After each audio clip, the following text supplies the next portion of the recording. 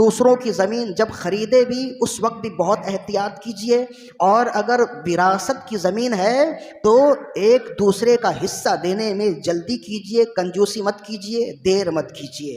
ہمارے ہاں معاملہ یہ ہے کہ ہم چڑیوں کو خوش کرنے کے لیے دانہ کھلا رہے ہیں اور بھائی بہنوں کی زمین ہتھیا کے غصب کر کے بیٹھے ہوئے ہیں۔ باپ کے مرنے کے بعد جو سب سے بڑا بھائی ہے اس کی سب سے اولین ذمہ داری ہے وہ باپ کی وراثت سے، اس کے مکان سے، اس کی دکان سے، اس کے کاروبار سے جتنی رقم ہے وہ سب بھائی بہنوں میں تقسیم کرے۔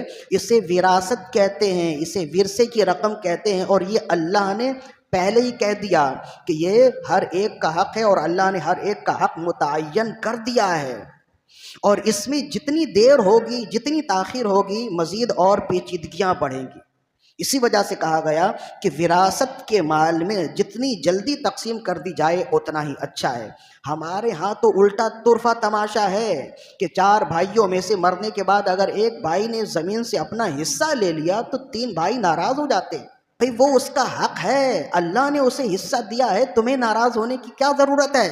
تمہیں کیوں موت پڑ رہی ہے کہ جو حصہ رب نے دیا ہے وہ اپنا حصہ لے رہا ہے، حصے کا مطالبہ کر رہا ہے، تم دینے سے کیوں انکار کر رہے ہو؟ تو یہ کیوں ہوتا ہے؟ یہ زمین سے محبت کی وجہ سے۔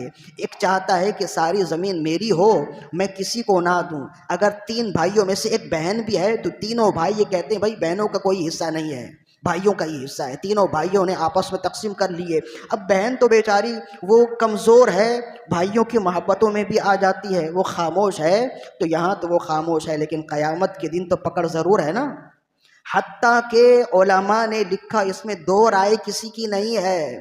اگر 4 بھائیوں میں سے ایک بھائی نے یہ کہہ بھی دیا کہ میں اپنا حصہ معاف کرتا ہوں، تب بھی معاف نہیں ہوگا، اسے اس کا حصہ دینا ہی ہوگا۔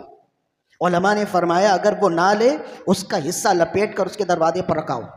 ہاں پھر وہ لینے کے بعد جس کو چاہے تقسیم کر دے، دوبارہ اپنے بھائیوں میں، بہنوں میں، ماں کو دینا چاہے، جسے دینا چاہے، وہ اس کی چیز ہے۔ اتنی سخت تاکید ہے اس کی، ہم نے کتنا حلوہ سمجھا ہوا ہے اس کو۔ تو یہ پھر ایسے لوگوں کی پکڑ ہوتی ہے۔ لہذا میرا مشورہ یہ ہے کہ ان چیزوں میں جلدی کیا کریں۔ اگر آپ کو خطرہ ہو کہ میرے بعد میری جائیداد بڑی ہے، میرے بچے الجھیں گے، لڑیں گے، ابھی سے ہر ایک کو اس کا حصہ دے دیجئے، اس طرح کہ آپ کے بعد کچھ آپ کے پیچھے باقی ہی نہ رہے۔